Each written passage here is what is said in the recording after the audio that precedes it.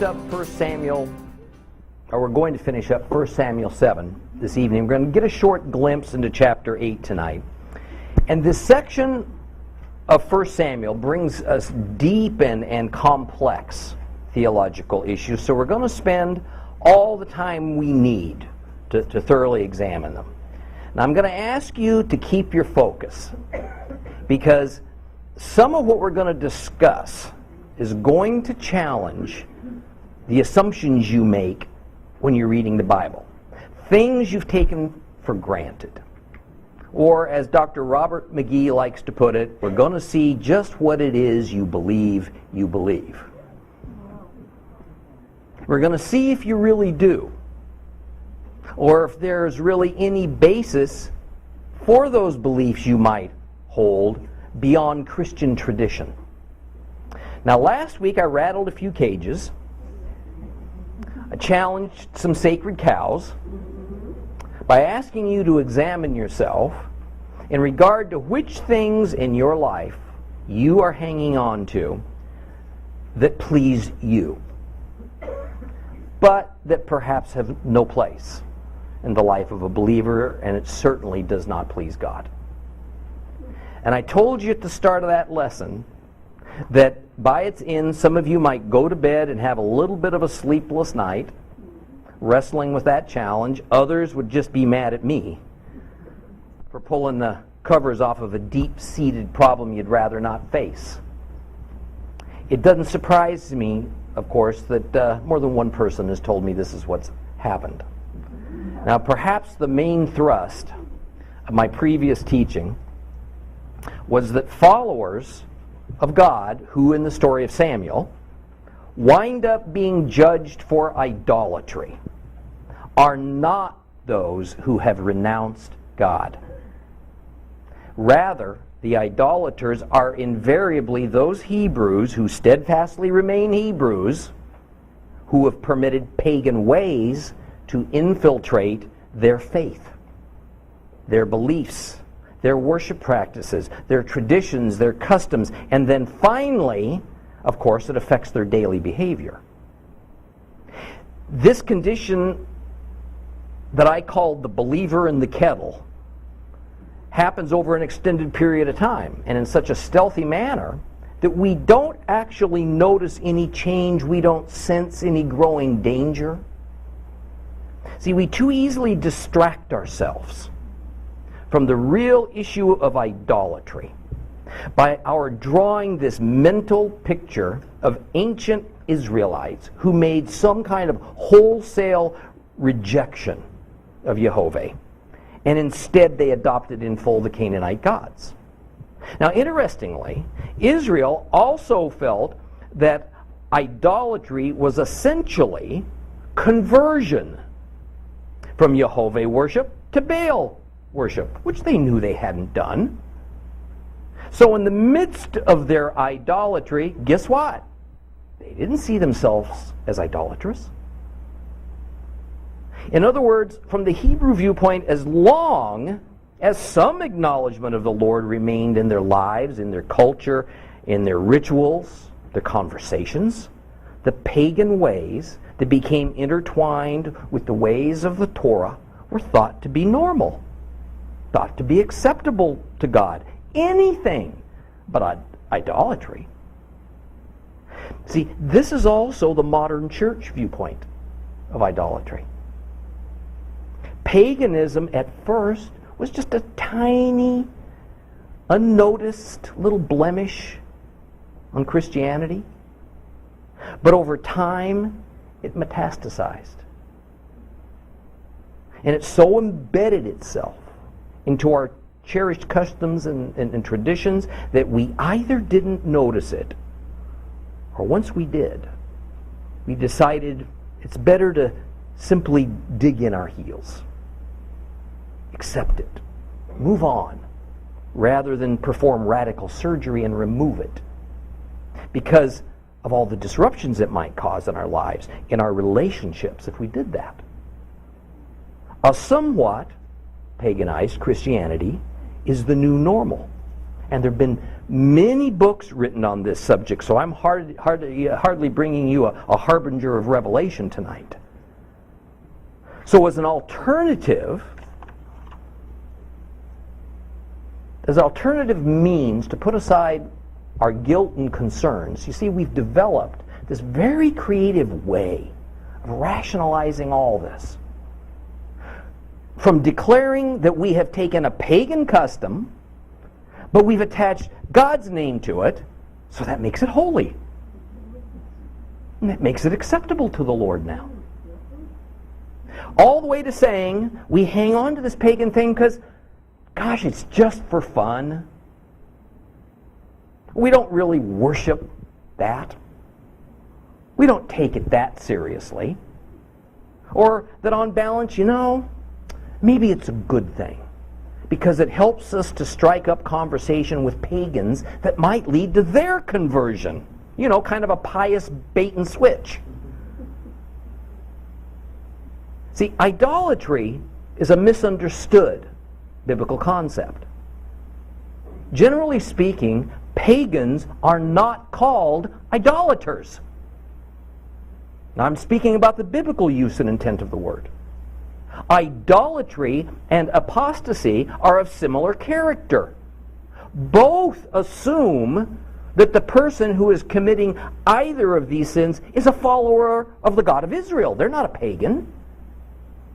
That is to say, you can't apostatize from something of which you aren't already a part. You can't commit idolatry if you aren't first a believer in the imageless El Shaddai. In case that's not making sense, let me illustrate this rather simply. You can't be fired if you don't have a job. I've tried.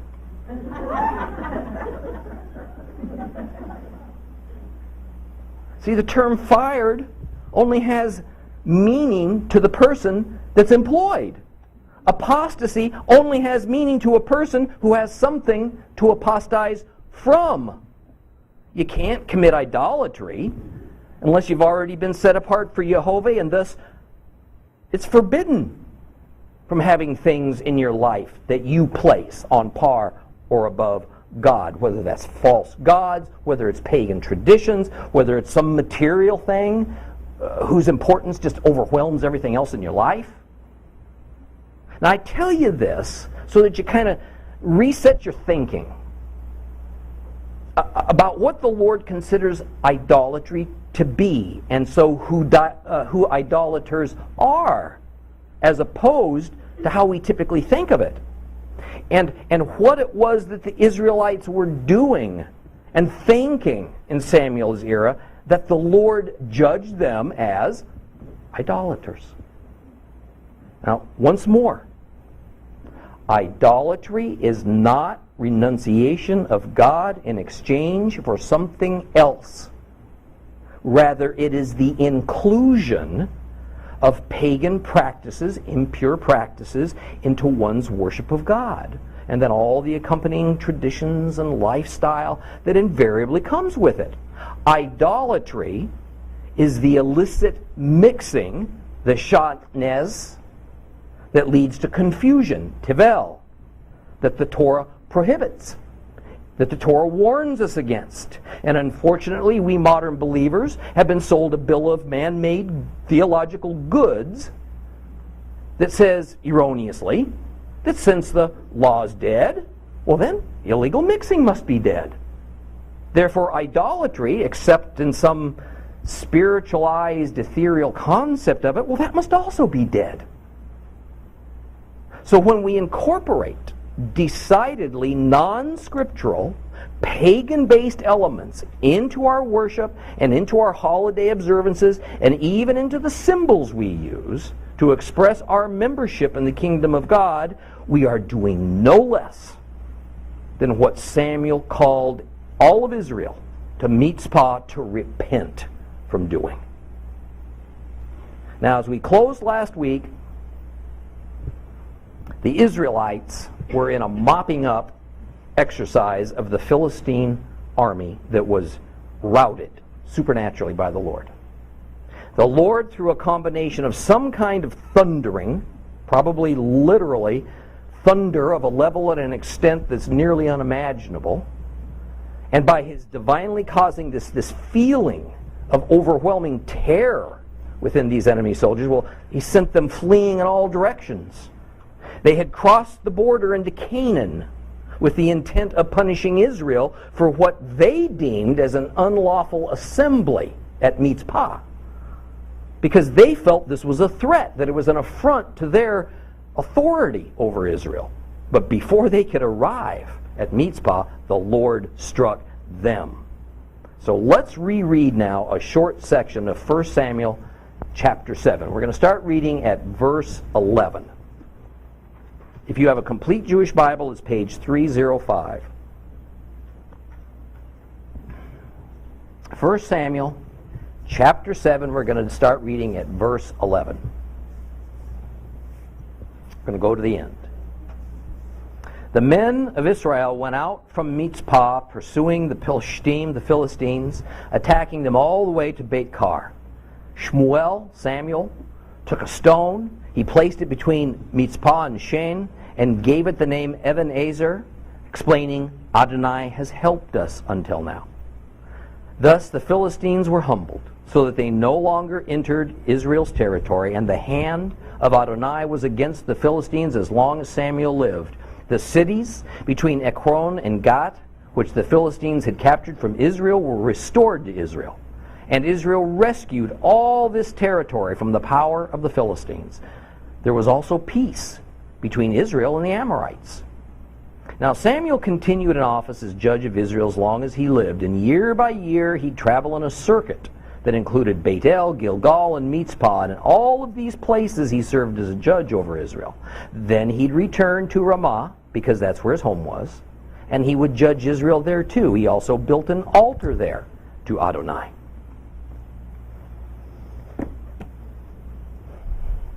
The Philistines were so devastated by their defeat that they ceased from excursions into Israel for quite some time, and they retreated deep into their own territory to lick their wounds.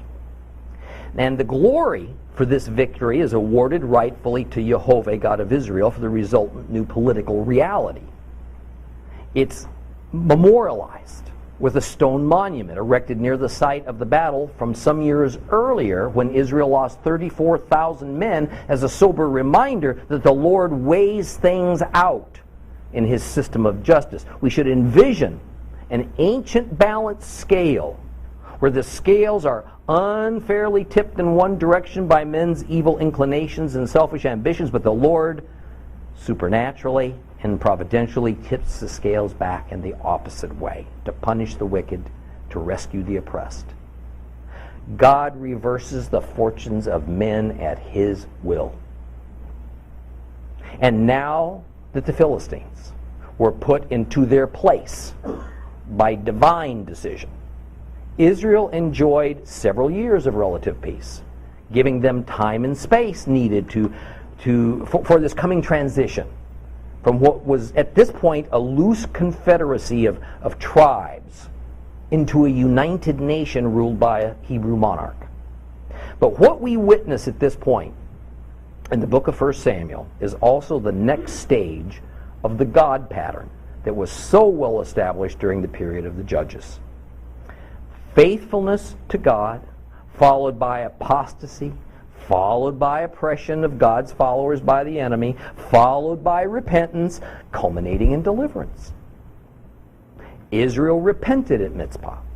So they were delivered at the very place where they had been oppressed and defeated by the enemy earlier. And once again, the worshipers of Jehovah were now living in peace and harmony with the Lord.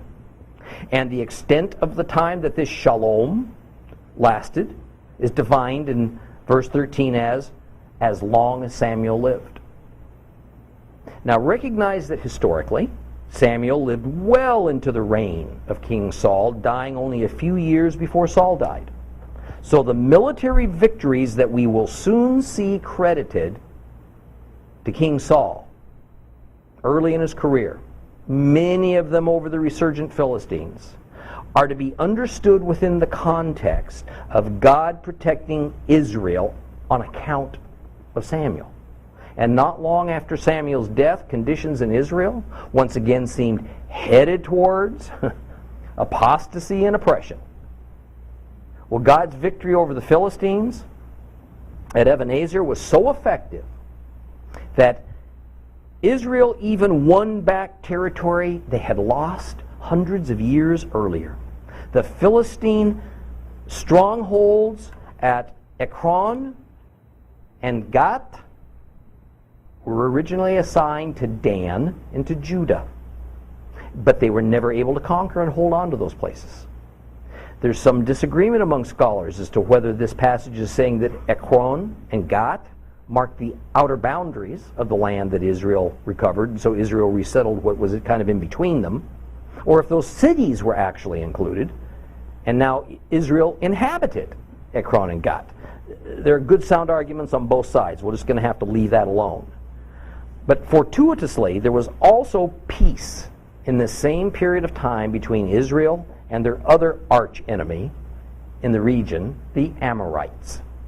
However, when we examine this in light of the geopolitical realities of the time, we see that the age-old adage of the enemy of my enemy is my friend is quite applicable to the situation.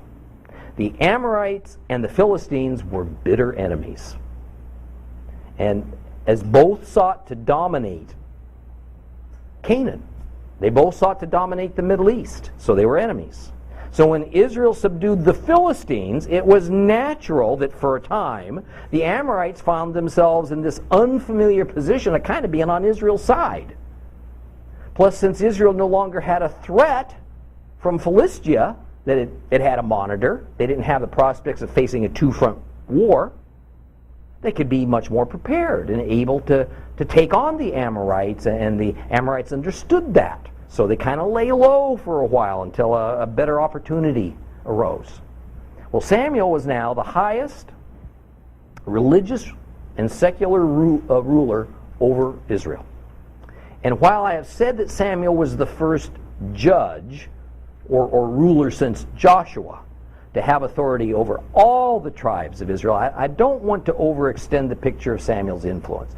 All 12 tribes seem to respect that Samuel was God's ordained prophet for them as a whole congregation. But not all the tribes and their princes and their clan leaders were so ready to accept too much in the way of his absolute authority over them. Even his religious authority was muted somewhat by the remnant of a hereditary priesthood that existed in a place called Nob, and probably some other places too. So his influence, while more widespread than any other judge who'd come before him, wasn't so great in all parts of Israel-occupied Canaan that he was almost king-like, shall we say. In fact, we see in verse 15 that on the one hand, Samuel actually traveled a circuit from his hometown in Ramah to Bethel, Gilgal, Mitzpah, where he would act like a circuit court judge. But on the other hand, when we look at a map, we see that these four towns represent a pretty limited area in central Canaan. And so Samuel exerted much less presence and power over the tribes located more to the extreme north and more to the extreme south of the Promised Land. Now we're going to see in the final verse of this chapter that indeed Shmuel saw himself in a religious as well as a civil role, because he had an altar of sacrifice built in Ramah, his home. And there were also altars in these other places that he frequented. Now I think we need to notice that by the standards of the law of Moses and the instructions given in Deuteronomy, that's a pretty peculiar setup. We have Samuel, the Levite, but non-priest, as the highest religious authority who even performs sacrifices on behalf of Israel, but by all rights, he shouldn't be. We also see the Samuel-authorized presence of many altars of burnt offering, even though the Lord says, "There's only supposed to be one." And extra-biblical material and archaeology and geographical reality tells us that there were many other altars scattered all around Canaan, used by the various Israelite tribes and the clans. So even though God had delivered Israel from oppression and had given them shalom, for a time anyway, Israel was hardly pure when held up to the standard of the law. And even Samuel's behavior and his assigned duties have huge question marks hanging over them. But this peculiar set of circumstances in Samuel's era is more understandable when we view it from this broader context of men's foibles and of human affairs. This was unquestionably a period of transition for Israel, and transitions are always messy things. Usually confusing, often chaotic. Look no further than our present era, when generally every American knows that we're in a messy, confusing, chaotic time. We know we're in a transition period. We're just not entirely certain what we're transitioning into. Goodness, even the current presidential administration ran on the platform of change, which means transforming to something new. And indeed, that's what's happening. But just like for Samuel's time, when it wasn't Samuel who caused the conditions for this transition, he was merely God's agent for the transition. So it is in our time when President Obama didn't cause all these conditions leading up to a change that we're feeling, and some are embracing and others are dreading, but he is the agent that's bringing about this transition to something. Samuel couldn't have known the outcome of all that was happening. And I guarantee you that neither does our president and our Congress know the ultimate outcome of their tidal shift in direction of our nation towards a secular, one-world, ecologically driven policy. But it's going to be different. Let's move on to Samuel chapter 8. Samuel chapter 8. Just so we can stay in context, we're only going to read the first 5 verses of this. When Samuel, grew old, he appointed his sons as judges over Israel. His firstborn was named Joel, while his second son was named Aviah. They were judges in Beersheba. However, his sons didn't follow his way of life. They turned off of it to pursue riches. So they'd take bribes to distort justice. And all the leaders of Israel gathered themselves together. They approached Samuel in Ramah and said to him, "Look, you've grown old, and your sons aren't following your ways. Now make us a king to judge us, just like all the nations."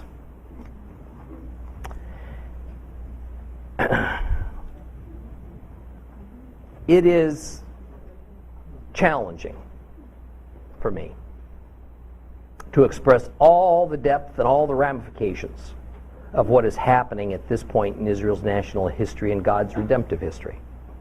And complicating the matter is that this is another one of those places in the Tanakh whereby I have an important decision to make. Do I simply teach you what's here, or do I take the time to also explain why what is here has such significant repercussions and how broadly it has affected Judeo-Christianity, and how in turn Judeo-Christianity has tended to treat this portion of the Bible as a red-headed stepchild it would prefer to avoid because of the nature of its material. Now, I've also debated for some time at what point to open up this can of worms, and believe me, that's not too strong of a term, and to take a look at it in depth. And I think this point in Samuel, 1 Samuel, affords that opportunity. So after a lot of thought, I decided that I wanted to take the time to do my best to explain the ramifications at this point, even if it might seem as though we're on a bit of a major detour here, but I promise you we're not. Let me begin by saying that the difficulties posed in the books of Samuel and Kings have had a lot to do with Bible academia's belief that a whole new approach to scriptural and theological examination was needed to account for what is written in those biblical manuscripts. And the result was a new study discipline called literary criticism. And while literary criticism has this awfully highbrow sound to it, it's not all that hard to understand.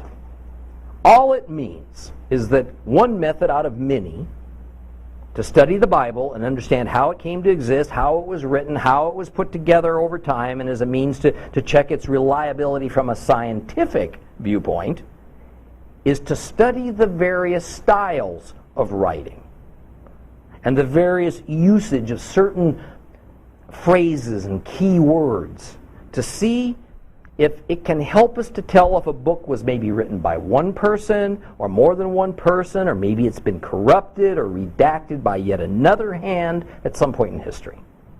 Literary critics claim to be able to answer those sorts of questions by identifying unique literary styles and grammar that can even tell us when certain passages were written. Thus, this is why, over the last few decades, a new debate has arisen in theological circles over whether some of the books of Bible prophecy were actually fraudulently or disingenuously written well after the fact.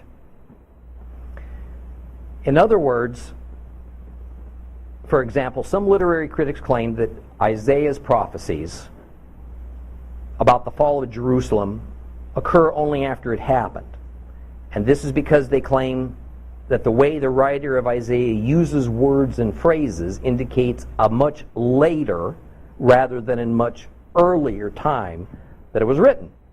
And that Isaiah the prophet wasn't even the writer, or at least he wasn't the sole writer.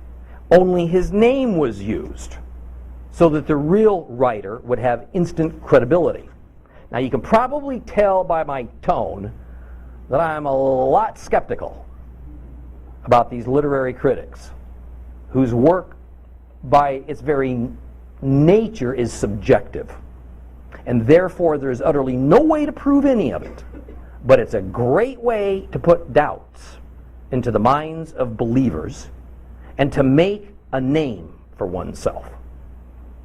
So basically they make these questionable claims that can neither be proved nor disproved, but they are often believed, they are accepted by other professors and by their students because these literary critics have the proper academic credentials and maybe a big reputation.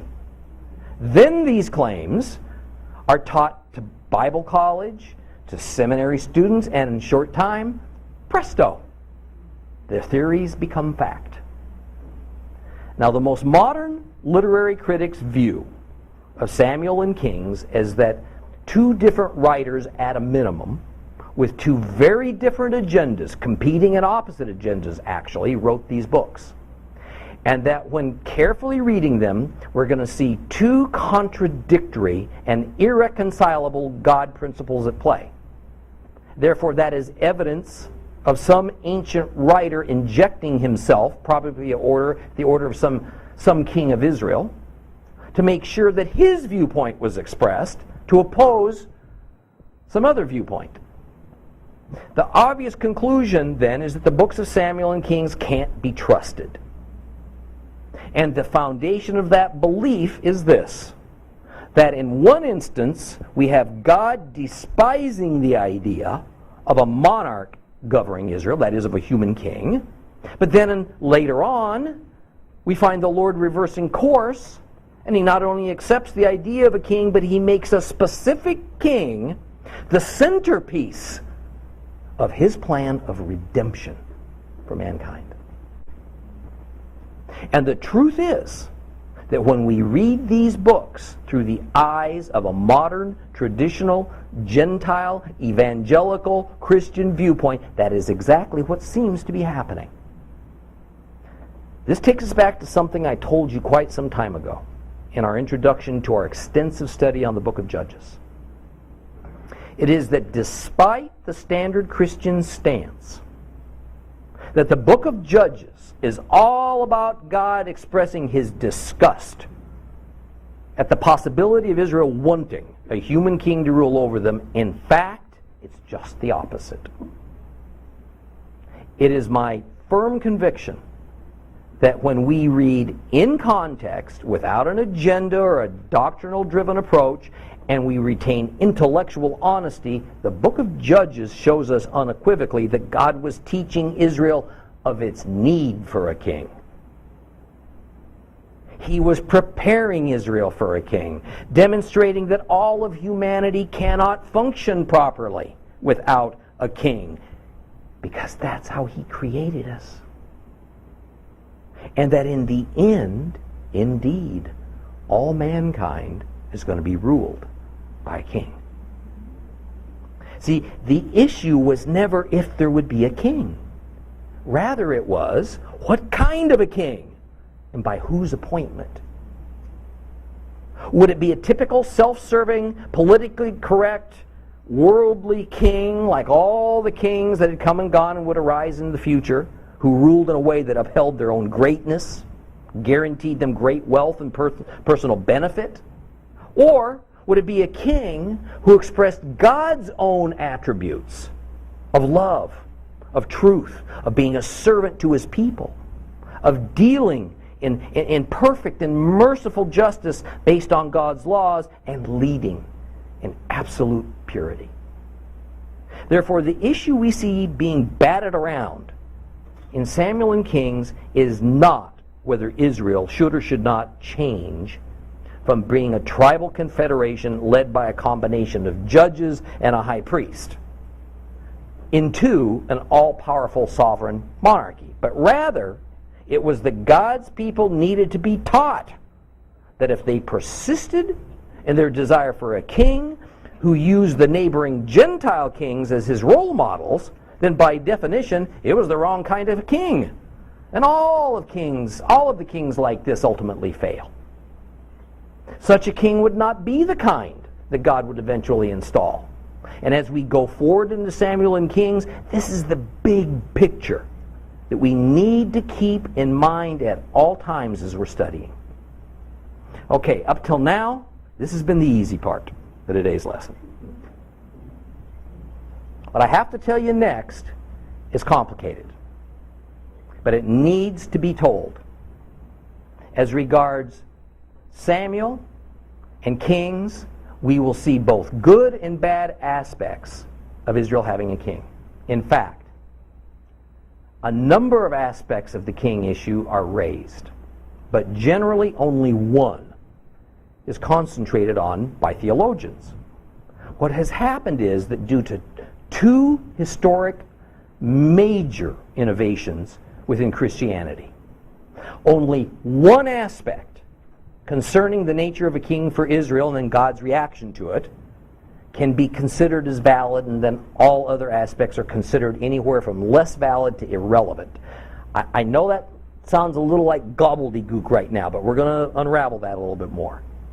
The two historic innovations within Christianity that I'm speaking about are, one, the notion of orthodoxy versus heresy, and two, the advent of modern systematic theology. The orthodoxy versus heresy notion arose within the church sometime in the very late 1st century, early 2nd century, and the modern systematic theology we're all aware of was created in the 18th century. And I'm going to briefly explain both, and I think you're going to see why it's important that all believers understand this. The orthodoxy versus heresy notion in a nutshell is this: that within the Christian religion there is a set of non-negotiable doctrines or principles, as defined by that denomination's leadership, that a member is to accept without hesitation. Heresy is to question, or worse, reject one of those principles or doctrines. A person who operates firmly within the orthodoxy of their denomination or their sect and doesn't stray is allowed to remain as a member of that congregation in good standing. A person who questions or maybe goes so far as to reject one or some of those non-negotiable doctrines is branded a heretic. And they're usually punished or they're re-educated until they repent, or they're outright excommunicated from that congregation. Now, folks don't even remotely think that this was a thing that was reserved for the ancient church or for that dreadful time of the Inquisition. It's alive and well, and it's more active than ever within the church today on a nearly universal basis. Here's a familiar example within evangelical Christianity. If a certain denomination believes that the rapture will occur at the midpoint of the tribulation, then depending on how adamant that denomination is on the issue, the mid-trib rapture, as it's called, becomes orthodoxy. If somebody within that denomination comes along and challenges or rejects that view, they're often branded a heretic. So they're shunned by the rest of the membership or even turned out as a member. This is orthodoxy and heresy at work. Now, what's important to understand is that the notion, the whole idea of it, of orthodoxy and heresy didn't always exist. A research project that was documented and published by Professor Daniel Boyarin of Stanford University has provided good evidence for what has been suspected for some time, that until around the time of Christ, Judaism did not operate within the notion of orthodoxy and heresy. In other words, one sect of Judaism could, and it regularly did, claim that another sect was terribly wrong in their theology, but it didn't result in a demand for excommunication. If a student of Hillel violently disagreed with a student of Shammai, two great rabbis of the ages, the accusation and threat of, well, gee, if you believe such doctrine in opposition to what I believe, well, you can't possibly be a Jew. See, that didn't even occur. Judaism allowed for a continuous and wide-ranging debate, an ongoing dialogue on scriptural issues, on doctrinal issues. All you have to do is read the Talmud, and you're going to find this wide-ranging set of viewpoints on practically everything about the Holy Scriptures. But there's no call for excommunication for anybody who has an opposite view. In general, it remains so today in all but a few circumstances. The most notable one, by the way, being one you can probably imagine, that of the Messianic Jew who accepts Yeshua as the Jewish Messiah. So until around the time that the Christian apostles began to stir up controversy, we don't find any real evidence of Judaism even embracing the concept of orthodoxy and heresy. But in Christianity, the place of orthodoxy and heresy is a mainstay in church governance, and many of you have experienced it. I know this. Or you know somebody who has. Beginning especially with the Roman Church, the orthodoxy heresy issue wasn't particularly complicated to administrate. If a church authority decided you were a heretic, that's it. Often it was a rather arbitrary accusation that probably served some other agenda that the victim didn't know anything about. But it invariably also served one major purpose. All dialogue concerning church doctrine was shut down.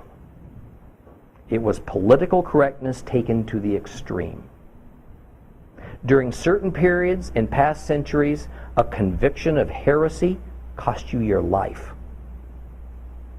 The only possible dialogue about entrenched church doctrines took place at rare ecumenical councils of the highest church leadership behind closed doors, and even then it was a dicey situation for those participants depending on the particular doctrine that was being discussed.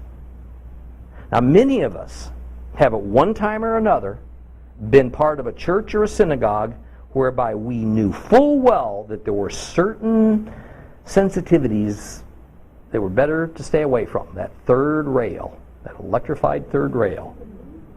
All right, that we better not openly and probably not even privately broach without a real possibility of retribution and rebuke. However, with the advent of modern systematic theology, this fully accepted concept of orthodoxy and heresy in the church found a new expression.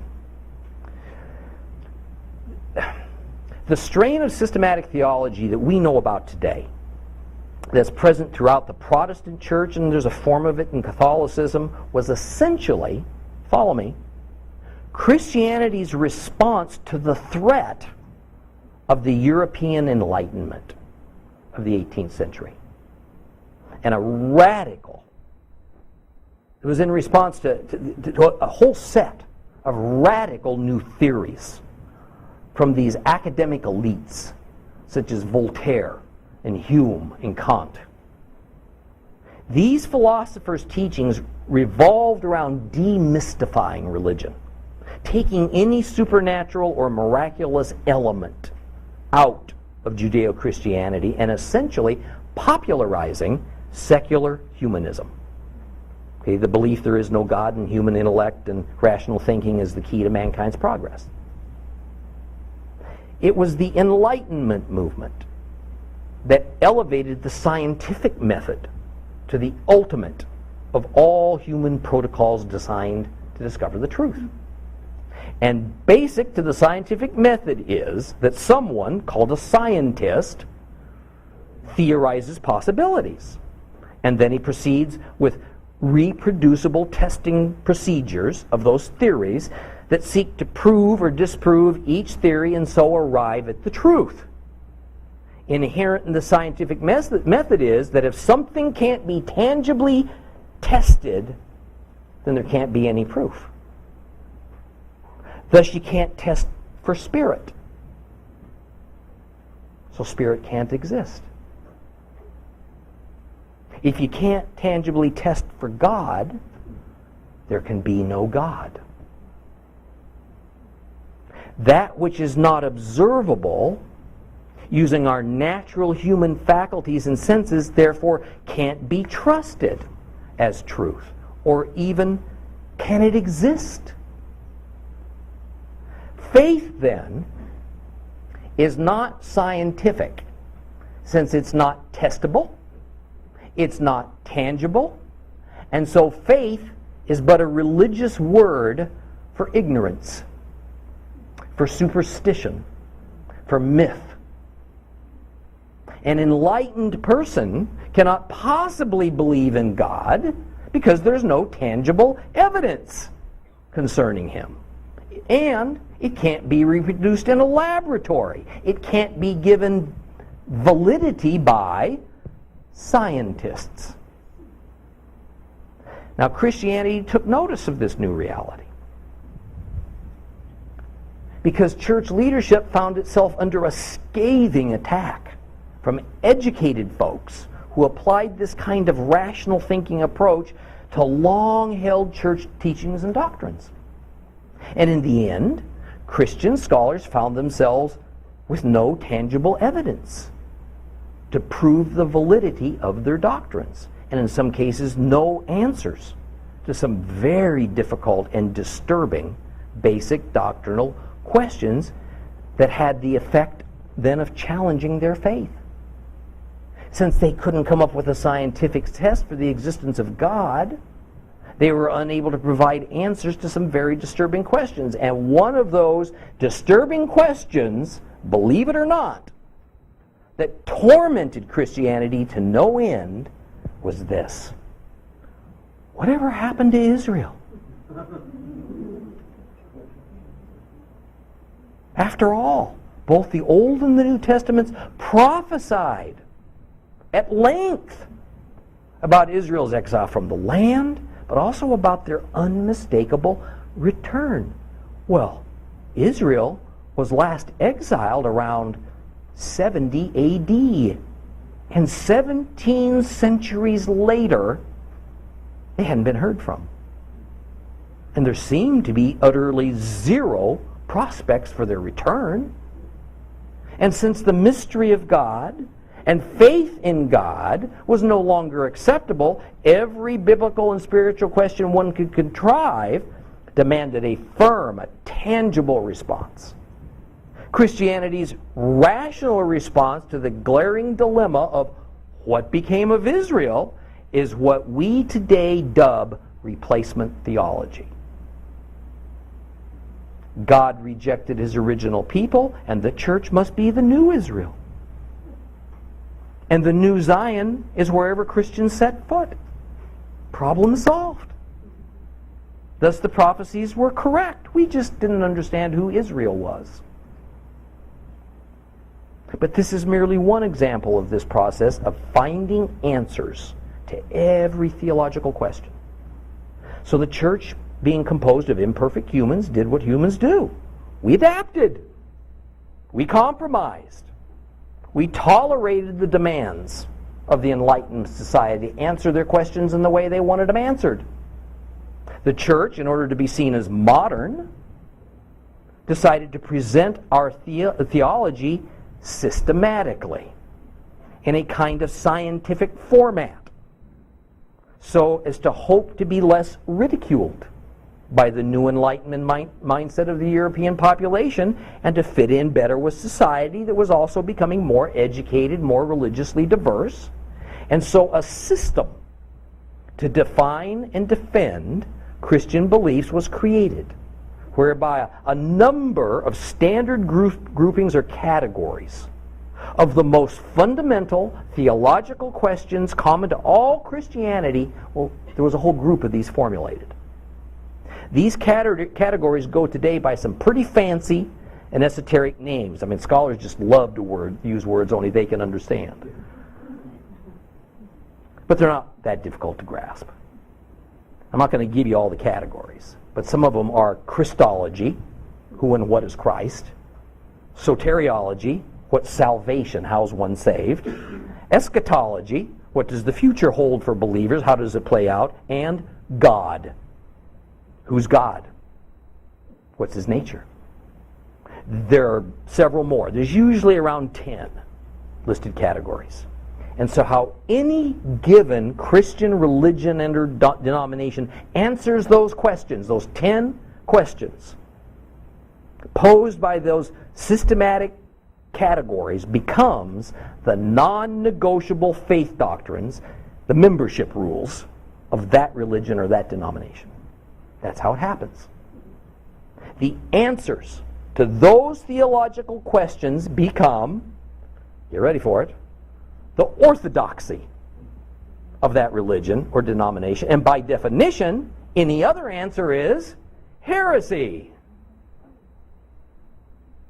Whether you're a member of the Catholic, Protestant, Anglican, Baptist, Assemblies of God, Mormon, Jehovah's Witness, Methodist, Episcopal, or any of the other roughly 3,000 Christian denominations in existence today, you may not know it, but you are governed by systematic theology. And although you haven't probably realized it, what you believe about any given subject or aspect about your faith is the result of those 10 or so categories of questions and answers about Christian systematic theology that have been devised by mostly anonymous religious authorities. So now that I put all this information forward, and I'm nowhere near done yet, by the way, How does this affect a modern believer or even a modern seeker of God? It is self-evident that there is no universal consensus or agreement within Christianity as to the answers to those 10 or 11 or 12 questions. Or else we wouldn't have 3,000 denominations that generally compete with one another and often declare that many of the others, well, they're cults. They're not even Christians. Instead, any sort of disagreement or attempted dialogue about Christian doctrine is often met with, well, perhaps you just don't belong as being part of us anymore. Or you can't call yourself a Christian if you believe that, because we don't. That's just another expression of orthodoxy and heresy that over time became the natural outcome of systematic theology. So here we are, nearly 2,000 years after Messiah came to usher in a new era and the unity that he encourages to have in him couldn't be any more splintered. Is this how it was supposed to be? Is there any way we can turn back the clock to before there was such a thing as systematic theology, or back even further to before there was such a notion of orthodoxy and heresy? But even more important, since there are approximately 3,000 competing sets of what's supposed to be divine truth, how do we determine which is the right set? Is there a right set? I'm not going to be able to answer that in quite the way many of you would prefer. Partly because the question itself is born out of a set of assumptions that are dubious.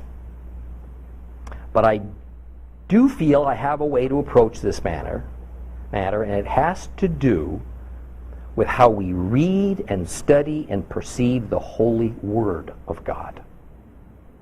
It involves our willingness to step outside of ourselves and outside of our preconceived notions for a while. It involves opening up ourselves to discovering some subconscious but ingrained assumptions that we hold deep within us that most of us aren't even aware that we have. These subconscious assumptions act as a filter. And that filter blocks so much of what God has for us. It impedes our spiritual maturity, and at times it strips away just enough truth so that we only get the partial story. And thus, not so much do we get an erroneous, but an incomplete truth. We're going to get into that next time, as we're soon going to employ what we've learned now in our study of Samuel. Y'all have